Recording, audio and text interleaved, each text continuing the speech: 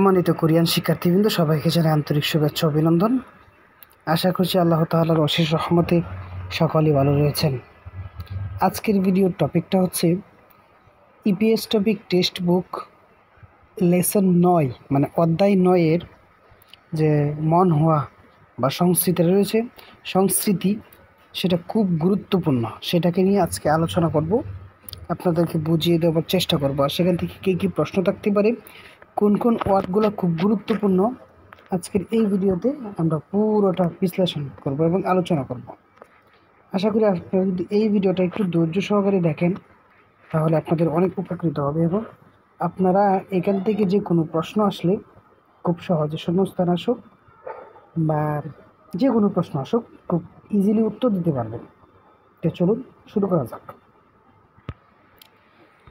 তার আগে একটা কথা বলে নিই, আমার চ্যানেলে যদি আপনি এই প্রথম ভিডিও দেখে থাকেন তাহলে আপনাকে রিকোয়েস্ট করব চ্যানেলটা সাবস্ক্রাইব করে দিবেন, ঠিক আছে? ওকে, চলুন শুরু করা যাক। দেখেন, আমি প্রথমে আপনাদেরকে একটা গল্প বলি। হ্যাঁ, গল্পটা হচ্ছে কোরিয়াতে, গল্প বলতে গল্প না, সেটা হচ্ছে কোরিয়াতে উঁচু ভাষা নিচু ভাষার একটা বিষয় রয়েছে। যেমন আমাদের দেশে আপনি যখন টিচারকে কথা বলেন তাহলে টিচারের সাথে কথা বলতে টিচারকে সম্মান দিয়ে কথা বলেন। আপনার যখন সমবয়স্ক কারোর সাথে কথা বলেন তাহলে তার সাথে এক সেন্টেন্সে কথা বলেন, আপনার নিচু বয়সে কারোর সাথে এক সেন্টেন্সে কথা বলেন এবং অপরিচিত কারোর সাথে অন্য আরেক সেন্টেন্সে কথা বলেন।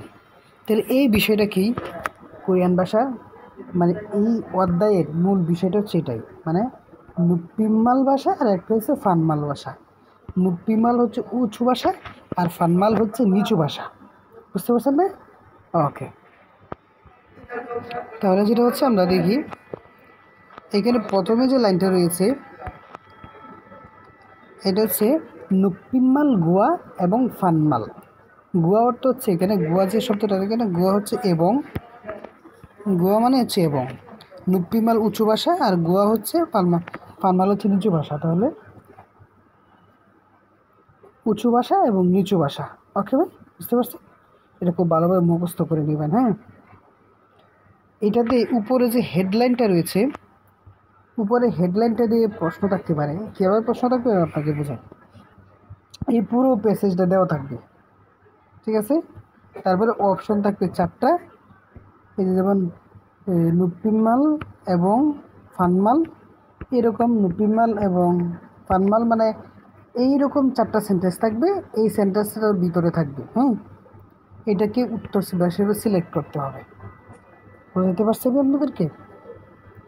মানে বলতেছি এইটা একটা পুরো প্যাসেজ দেওয়া থাকবে, কিন্তু এই সেন্টেন্সটাই 4টা সেন্টেন্স থাকবে। হ্যাঁ, এই সেন্টেন্সটা 4টা সেন্টেন্স থাকবে, হয়তো মনে করেন যে 3টাই মিল থাকবে না, হয়তো এই সেন্টেন্সটা থাকবে। তাই এই সেন্টেন্সটা ভালো করে একটু পড়বেন, তাহলে কি সহজে উত্তর দিতে পারবেন। হ্যাঁ, ওকে,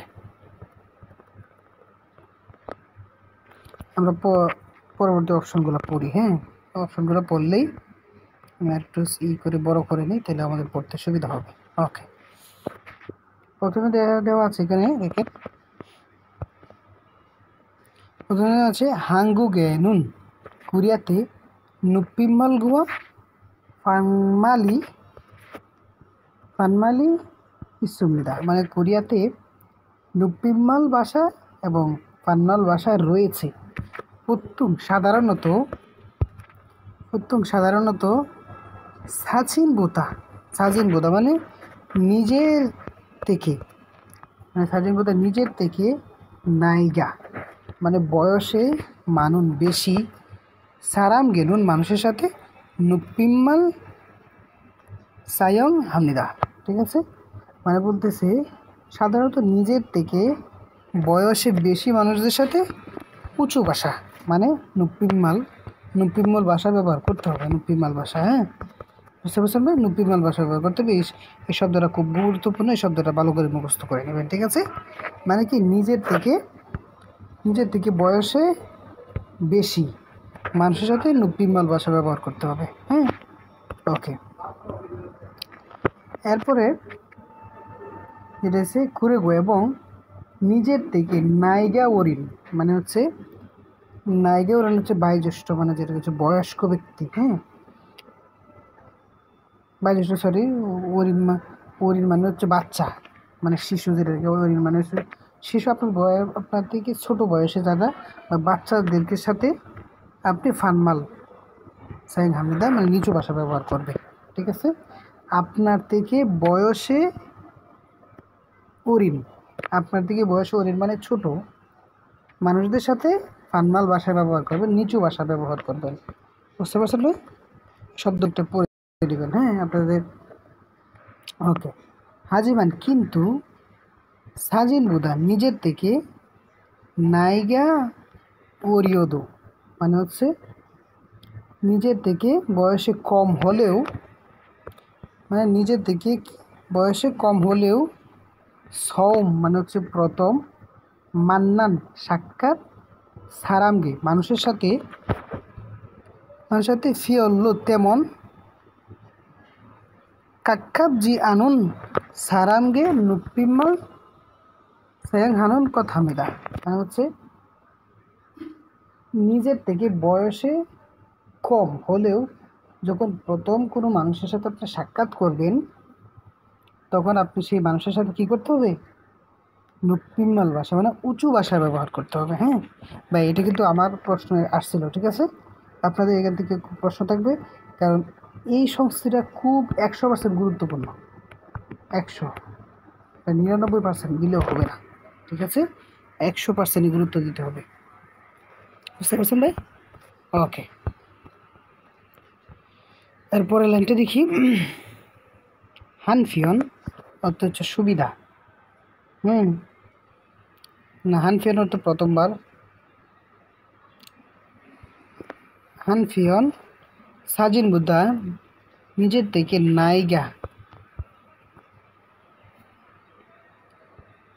হানফিয়ন সাজিন বুদা নাইগা মানুন আজু কাক্কাউন সারাম গেনুন ফানমাল সায়াং হাগিদু হামনিদা মানে এটা বলতেছে অন্যদিকে নিজের চেয়ে কম বয়সী হলেও সম্পর্কে খুব ঘনিষ্ঠ। ঠিক আছে, বলতেছে নিজের থেকে,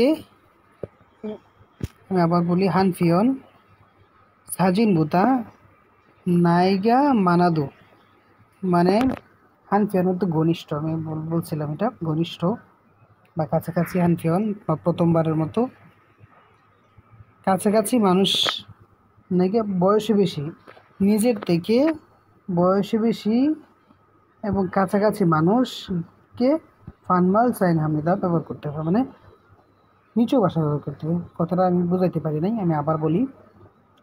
ধরেন নিজের থেকে বয়সে অনেক বড় কিন্তু আপনার ঘনিষ্ঠ কেউ, এরকম মানুষের সাথে আপনি ফানমাল ভাষা ব্যবহার করতে পারবেন। ঠিক আছে, নিচু ভাষা ব্যবহার করবেন বা করা যায়। আশা করি আপনারা বুঝতে পারছেন এই সংস্কৃতিটার একটা ওয়ার্ড যাতে আপনারা মিস না করেন, আর একটা ওয়ার্ড যাতে আপনাদের মিস না হয়, প্রত্যেকটা ওয়ার্ড বাই আপনারা মুখস্থ করে নেবেন। ঠিক আছে ভাই? তাহলে না, এখান থেকে প্রশ্ন থাকেই, অবশ্যই থাকে, কারণ এটা খুব গুরুত্বপূর্ণ বিষয়। ঠিক আছে, আর এই শব্দগুলো আপনারা ভালো করে দেখে নেবেন, ফানমাল ভাষা, নিচু ভাষা। ঠিক আছে, তাহলে আপনারা তারতম্যটা বুঝতে পারবেন। তারপর আমি একটু পড়িয়ে দিই। নে ইয়ে অর্থ হচ্ছে হ্যাঁ, জি, আর নিচু ভাষা হইল গা আর আমরা অনেক সময় বলি কি না, আনিও, তারপরে হচ্ছে আনি, ঘুমাইও, ঘুমা, মিয়ং হামিদা, ইসো, মগো, জিও, যা। ঠিক আছে ভাই, বুঝতে পারছেন? আপনারা এটি ভালো করে পড়ে নেবেন, এখান থেকে আশা করি প্রশ্ন আপনাদের থাকবে। আশা করছি এই ভিডিওটা আপনাদের খুবই হেল্পফুল হয়েছে বা হবে। ভিডিওটা শেয়ার করে দিবেন, আর আপনার কোনো বন্ধু বান্ধব যদি ইপিএসের সাথে সম্পর্কিত থাকে, ভাষা শিখে, তাহলে তাকে ভিডিওটা দেখার সুযোগ করে দিবেন। আজকের জন্য ভালো থাকবেন, আল্লাহ হাফেজ।